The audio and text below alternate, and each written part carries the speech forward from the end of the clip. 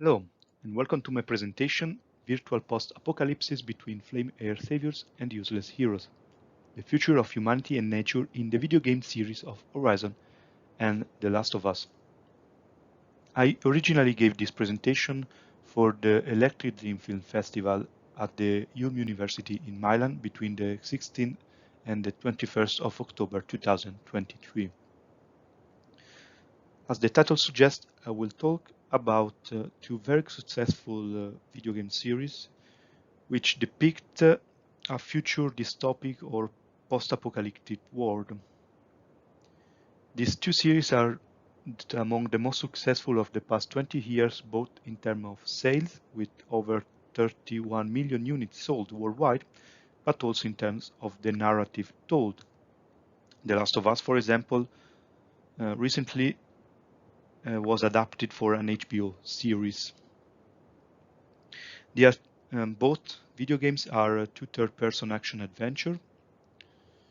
In Horizon, the focus is on the action element, while The Last of Us is also influenced by survival horror elements. But let's take a closer look to the narrative.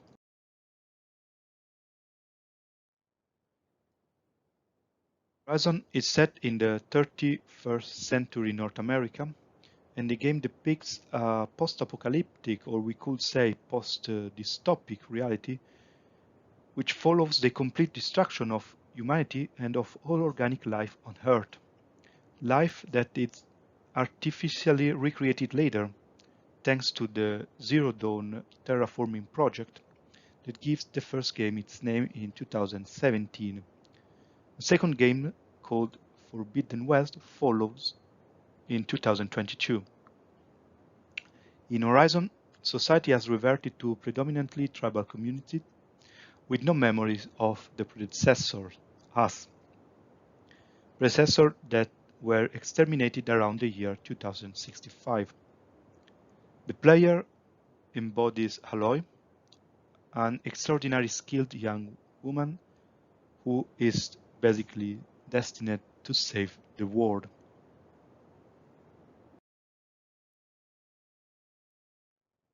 In The Last of Us, we are closer in terms of time. The game takes place in 2033, 10 years after the classic zombie apocalypse. So while speaking, it's 2023, October, we are almost survived it for now. It is a classic catastrophic dystopia set also in the United States, where after such zombie apocalypse, few human groups are left to contend with the scarce resources, fighting each other and trying to survive this zombie creature called the Infected.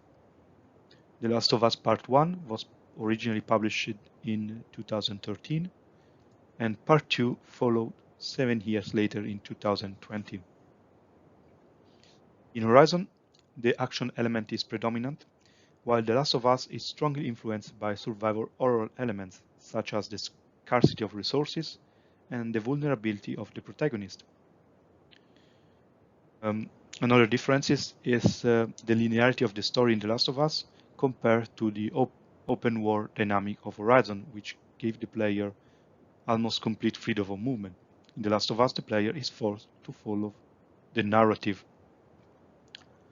Regardless their differences, both games can be read as a social commentary and a critique to our society, and especially a warning against the environmental disaster.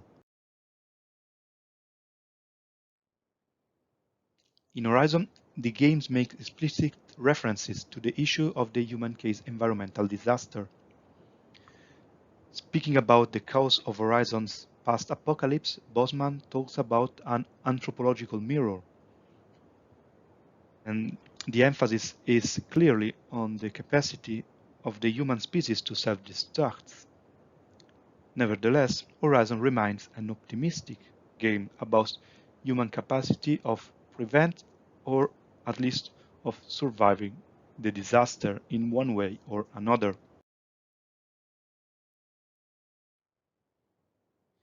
Horizon is a new world, where life has been recreated from scratch by the artificial intelligence Gaia. An hopeful game where technology, humanity and nature are inextricably connected and in balance. The tribal community highlights this aspect. They echo the dawn of humanity, while the ecosystem appears pristine, rich in possibility. The environment functions as an infinite resource that always regenerates, and it basically offers itself to the player. It is an opportunity for the player rather than a limitation. Nature, inextricably linked with technology and thus with humankind, is not an obstacle. It increases Aloy's and the player agency.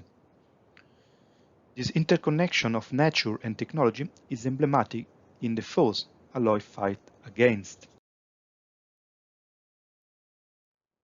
The main adversary are these animalistic, enormous machines. However, these machines do not just imitate nature, but they replace it. It must be stressed that all nature, or at least all organic nature in Horizon, is a human creation, is a technological creation, like these machines. These machines are potentially controllable by humans, and they express a transcendent, albeit artificial reality. The same can be said by the artificial intelligences, such Gaia, who appears as hologram and who have almost completely left the physical dimensions. Their names explicitly recalls our religious Olympian dimension, names such as Hade, Gaia, Minerva, or Poseidon. As such, they refer to a transcendent reality that can be shaped freely and can be controlled by a human being, and itself can control the physical world almost completely. Gaia is an emblematic example. It's an artificial intelligence which can control all the biosphere completely in the game. Like the environment, these machines are dangerous and potentially lethal, but they are also a source of possibility for the player, who can harvest them for precious resources or even learn to control them, thus unlocking new powerful skills. Overall, um, Horizon Wars is at the mercy of the player. The emphasis is on the transcendence and human being agency as the protagonist's skills and possibility demonstrate. The action element is predominant, as already mentioned, and the overworld mechanics allow completely freedom of movement across the 24 square kilometers of map.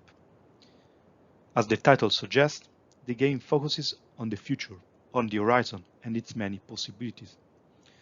Possibilities highlighted by Aloy's skills, which can be defined post-human.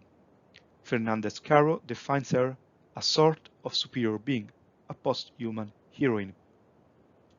This status is given by her physical and technological abilities, which strongly increase her possibilities, an aspect symbolized especially by the focus, an earpiece-like object with which Aloy can scan the world around her, detect hidden objects, highlight opponents' weak points, follow tracks, or collect data. By unlocking new and superhuman skills, like the ability to control the machines, and even to fly on the back of some of them, the player can progressively impose himself on the game world and basically control it.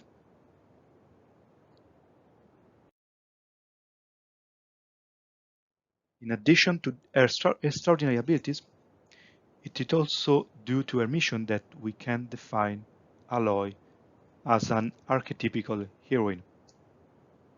As her nickname suggests, the Savior, Aloy's mission is to save the world. First, in the first game, preventing the Mad AI added to killing all humanity, and in the second game, save the biosphere from the Red Plague and the latter humanity from the Zenith. Again, the game is optimistic and put the emphasis on the player agency. Aloy's action impact the world on the maximum level. As Jennings points out, these decisions belong exclusively to the world savior because of her genetic code. Aloy, and consequently the player, is literally the only one who can save the world, which gives her choices immeasurable weight.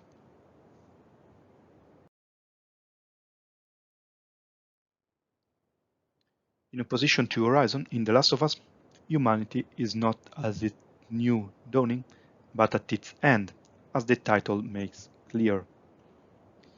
The game environment consists of bare ruins, almost completely devoid of nature, understood as reality opposed to the human being, takes possession of the little that remains of the cultural universe, invading those structures that once represented its apex, like skyscrapers, universities, and hospitals. The ecological theme is less explicit than in Horizon, but it is compelling. We are not dealing with creatures of supernatural or sci-fi origins, but with people affected by a disease of natural origin, a fungus called the cordyceps. Cordyceps is in our world exists, and it parasitizes insects, controlling their behavior and devouring them from within, acting almost identically to what happens in the game with humans. Of course, cordyceps in our world is not a real danger, as Dr. Neumann, played by John Hanna, points out in the first episode of the HBO series. Fungi cannot survive if its host's internal temperature is over 94 degrees. And currently, there are no reasons for fungi to evolve to be able to withstand higher temperatures. But what if that were to change? What if, for instance, the world were to get slightly warmer? Well, now, there is reason to evolve. Why? In the series, the lethal evolution of the cordyceps and the zombie apocalypse is linked directly to the relationship that human being has with nature, and specifically with the global warming, which is a real threat to our world. In this way, The Last of Us directly imposes itself in the environmental discourse as a critique of today's society and a warning against the ecological catastrophe and climate change in particular. The warning is, it is not nature that will suffer from the ecological disaster, but rather we will. The mankind will find itself in a natural world that may be wonderful, but it is inhospitable and inhuman. Inhumanity manifests itself especially in the zombies or the infected. The infected represent the natural and chaotic dimension opposed to the human one. They are a natural force, which we can define as amoral rather than immoral. As plants invade the environment and the symbols of humanity's past power, in the infected nature invades the human being's living body, reducing it to the natural dimension. The ruined cityscapes overrun by nature reflect the violated human body, condemned to the same fate. The violation of the human body follows different stages, in the course of which the body of the infected gradually becomes covered with the fungus. Especially interesting is observing the third phase, the clicker. Here the fungus grows on the forehead of the victim, rendering the victim completely blind. From an existentialistic perspective, the complete blindness, especially the replacement of the eyes by the fungus, is meaningful because it symbolizes the absence of the creature's transcendence, which as Sartre's writes, it is revealed by the author, especially by the author's gaze. Thus, we can define the infected in The Last of Us as non-subjects, personification of nature. At the last stage, the corpse, completely transformed into a fungal mass that releases spores, is now just a part of the environment. On the infected death and nature impose themselves on the human being. The Last of Us shows the defeat of the human being in the broadest sense, the destruction of his past achievements, the impossibility of a future, and nature, which has taken over from the cultural dimension, and the human have lost their agency and their transcendence completely. Are heroes even possible in such a dystopia?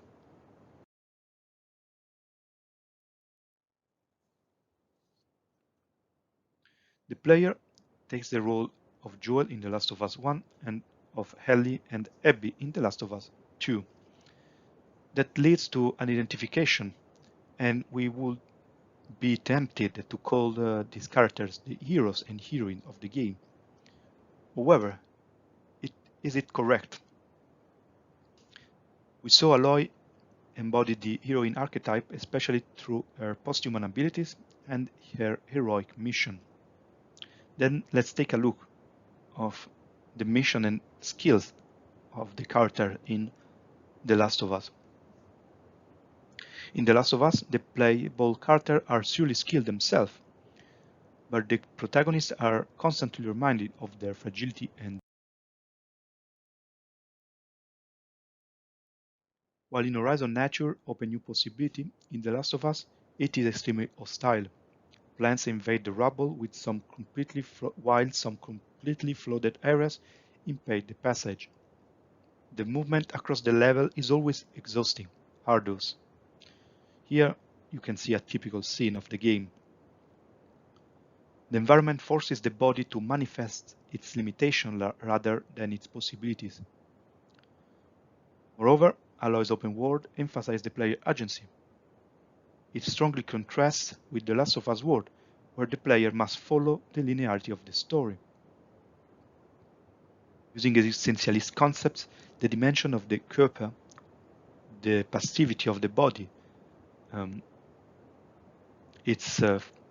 which is binds to its facticity, overwhelms the life, the living body, which imply transcendence and possibilities. Bodies in the protagonist in The Last of Us are constantly suffering, fatigued, constrained. The life, defined by its ability to relate to the world through projects and actions, withdraws itself, reducing itself to the facticity of the Körper.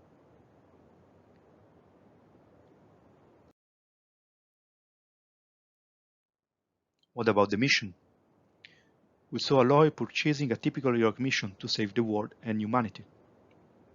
However, in The Last of Us, there is nothing left to be saved. There are only a small group of humans trying to stay alive. The protagonist's relationship with the world is reduced to the bare minimum, to a primal struggle for survival. Moreover, the collapse of society means the disappearance of moral order and any possible higher ideal. The question of what is good almost completely loses its meaning. Nothing goes beyond simple survival. And without a clear good to fight for, no one can be defined as hero. This was briefly exploring the storyline of the two video games. I will make some major spoiler. Be aware. Both narratives demonstrate the impossibility of being a hero. In The Last of Us 1, we have a resemblance of an heroic mission.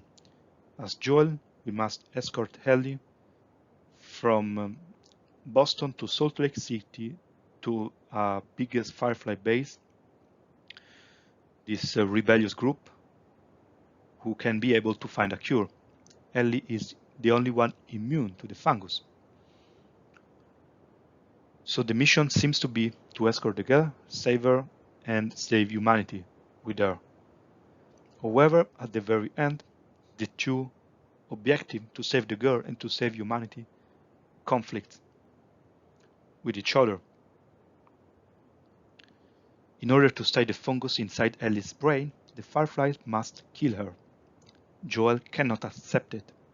and in the game final sequences, players must make their way into the Firefly base, killing everyone who tries to stop them from rescuing Ellie until they reach the operating room, where Joel is forced to kill the surgeon, thus saving Ellie but taking away humanity's last hope. This conflict of values is typical of the anti-heroic narrative. In The Last of Us 2, we play as Ellie. Our objective is not heroic, it is to seek revenge against Abby and their companions who, for unknown reason, killed Joel. However, once the player tracks down Abby, suddenly everything changes, and the player is forced to play as Abby, and through some flashbacks, it saw the reason for the killing of Joel. We discover that Abby's father was the surgeon killed by Joel in the first game.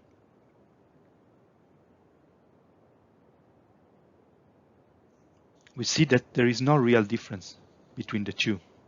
It becomes impossible to define either as the heroine. Ellie's and Abby's motives are indistinguishable, and so are their methods of both torture, kill, and use violence to reach their purposes. However, it is not simply a question of perspective, nor a conflict of values here. In this dystopic, inhuman world, dominated by the infected and chaos, on what basis is it possible to distinguish between good and evil? The two concepts are not simply obscured, but disappear altogether. The fight for survival becomes brutal, and it makes no difference if killing is done for revenge or for survival. The world remains senseless, chaotic, and doomed. A world that does not allow heroes. We are almost at the conclusion. The Last of Us and Horizon propose two very different futures. In the first, near dystopian, humanity has no hope of regaining control of its destiny. The few survivors, constantly threatened by zombies, fight among themselves in an Hobbesian relationship of bellum omnium contra omnes. The second, a post-apocalyptic or post-dystopian game, offers a new beginning for mankind, which has returned to a tribal way of life and to a Rousseau-like relationship with a dangerous but rich nature. The link between the two video games is the apocalyptic narrative. As Webley writes, we are already living in the apocalypse. This takes the form of the nuclear threat, of wars, of humanitarian crisis. It is particularly to climate disaster that we can link these two narratives. Horizon explicitly refers to the ecological disaster, while in The Last of Us it is distinguished behind the figure of the zombie. Horizon, ultimately optimistic, emphasizes human beings' ability to control the world and play a significant role in its very survival. Here, Aloy can be a hero. The Last of Us, on the contrary, shows us a defeated human being, forced to wander among the rubble, unable to do anything but survive. It is a world without hope that does not allow heroes. So, thank you for your attention. Here you can read the word I have reference to, and if you want to deepen some of the elements and concept I talk about, you at some of this publication of mine where I talk about the concept of hero or anti-heroes, the role of the body in Horizon and The Last of Us, and the role of the anti-hero inside dystopic narratives. Here are my email. Feel free to contact me if you have any questions. Thank you.